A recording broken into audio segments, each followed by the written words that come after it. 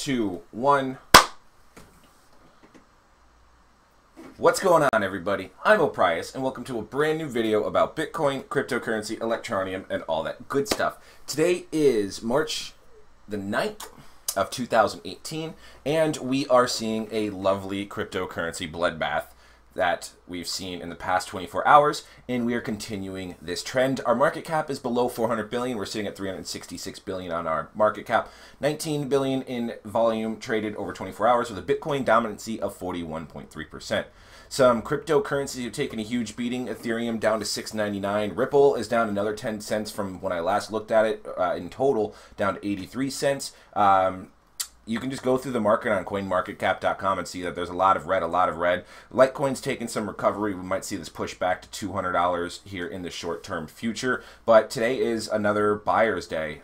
Don't have weak hands. Don't release anything. Just start scooping up. Pick your favorite, scoop it up, hang on to it, and you can see some good potential returns in the future. Let's look at Electroneum that had a huge week, especially with its mobile app coming out, and it is under, wow, butchered. That's pretty scary to see. Down under 5 cents with a 545 Satoshi level. Definitely another good time to buy that as well to increase your bag holdings when this market recovers. We're going to take a look at a couple of things that might have caused this market to crash. I'm not going to take a look at all the individual altcoins because most of them kind of go hand in hand with Bitcoin. When Bitcoin is down, we do see similar trends with all the altcoins because most of those altcoins, if not all of them, are backed by Bitcoin. So we're going to take a couple look at things. There's a couple of articles I found. I'll leave those links in the description. And these are more of the reasons in the articles that I've been looking at and reading, and me relaying that information to you in regards to why Bitcoin's prices are down, as opposed to my thoughts on why the Bitcoin prices are down, because I can just regurgitate the same information I see on screen and say those are my thoughts, but I'm just going to show you more of the financial, like, the smarter side of it, and not just some rando chubby YouTuber talking to you about his opinions on the currency. So it's more of news related items I wanted to show. So looking at the 7-day chart on Bitcoin, we had some great recovery, pushing it back over 11,000 per token. I think that 11,000, I think the highest, like 11,600. We tested some really good levels, but they never really broke through. You can see there was a huge sell-off rate in this area on the 7th of March, just around lunchtime, and then we've had another sell-off. You know, usually in this range, it's the panic sell-off. People see the initial sell-off when they're purchasing around, you know, the weak hands that are purchasing around that 11,000, you know, range, or the it's just, I'm stuttering. It's, you know, so you see the sell-off because people panic sell and they don't want to lose as much, and it's, you know, people that need to learn how to just get into the crypto space and hang on to the cryptocurrency, because it's not something that's going to make you insanely rich unless you're a fantastic trader over the course of an hour. So we did test some levels, but we did not break through, and so that's why we are seeing probably some, like, the huge sell-off. And now we're looking at the bottom, where we're going to be needing to stabilize the price,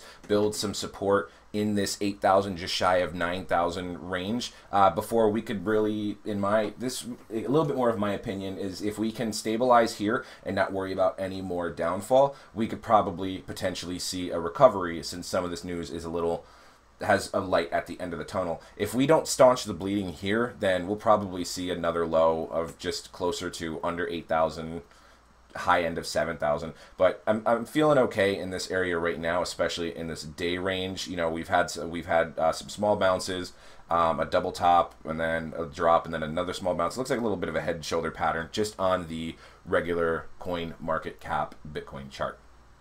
So a couple things that have probably caused this, and like I said, I'll leave these article links in the description below. The SEC is just made it clear that security laws apply to most cryptocurrencies and exchanges, and I wrote down something about it saying that the U.S. Securities and Exchange Commission, which is the SEC, they are cracking down on digital exchanges that are offering digital assets, and saying that they must register with the federal agency as securities. So a couple bullet points from the article. The SEC statement marked an expansion of scrutiny to companies involved with trading, in contrast to previous publications that focused on the digital coins and their developers. I think the next step here will likely be subpoenas to exchanges if they haven't already started, said Ryan Schoen, Senior Financial Service Policy. Ryan Gilbert, partner of Propel Venture Partners, which is indirectly a minority investor in Coinbase, in the SEC statement. could also be a precursor to some enforcement actions. In a nutshell, my overall observation of this is counterproductive to what Bitcoin and cryptocurrency stands for, being a non-regulated, decentralized platform. This is the start of centralized and the start of the government getting involved and getting their hands in this, cryptocurrency space, because at the end of the day, they want a piece of the pie as well. So this is a little disheartening and concerning. This could be the first step towards things that everything Bitcoin stands against, or it just could be people wanting the piece of the pie and to cover their bums. Another thing I noticed, there was a huge sell-off with some of the Japanese, and there was like a big Tokyo, some lot of sales coming out of the Tokyo region on Bitcoin, which probably also caused the dump. But we also see Japan's regulators are cracking down on crypto exchanges, and so the Financial Service Agency plans to dish out punishment notices by the end of the week and likely enforce some changes to suspend their operations. So what I had here is that Japan is cracking down on these exchanges in the Japan market for better security. Not a lot of the financial things, but a lot of security questions and a lot of issues in regards to those exchanges with people's personal information, which kind of is going to tie into my next point. One of the biggest exchanges, Binance, was supposedly hacked.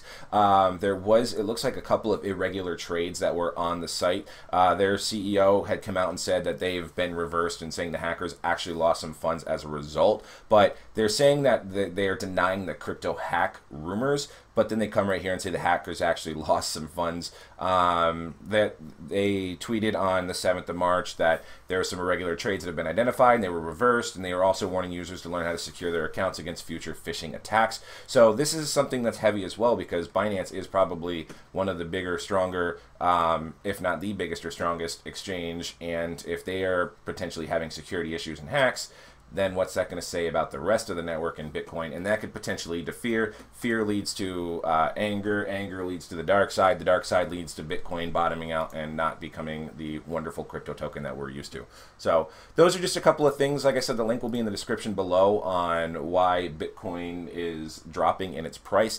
I don't really foresee it going much crazier on a drop. I think that we're at a nice situation where if we build a support line to not go under, and we could have nice recovery, maybe get back to that 10,000 mark here shortly, and then we'll see in turn altcoins go up as well. So take a look at coinmarketcap.com, pick your favorite coins, add some to your portfolio. Today is a great day to do so, since it is a bloodbath in the market. It is not a seller's market, it's a buyer's market today. So last but not least, you know it, I play it all the time, hourly roll. Join my faucet on the link, referral link. Sorry, I had a little burp on the inside there. Based on activity, I pay out 80% of my Satoshi pool up here every single week. That happens on Sunday. All you need to do is sign up under me, do the free hourly roll, and then you play the high-low game. Just set your bet to minimum, and you want to bet one or the other until you lose 3 times in a row. Once you do, set yourself to a bet of 10 Satoshi. Bet what you've been betting. Unfortunately, you lost, and go from there. The goal is not to get rich, it's just to build my Satoshi pool each week so you can get the payoff that I'm earning and all that good stuff. So let me know what you guys think about the drop in Bitcoin. If you have more information that kind of ties into these articles that I've mentioned, I'd love to hear it. Please send a link. If it's a link that goes to the spam box, I have no problem approving it. Leave a comment of anything else you want. Like or dislike, it's all up to you. Definitely subscribe, I highly appreciate it. I'm Mo Price, and we'll see you guys next time.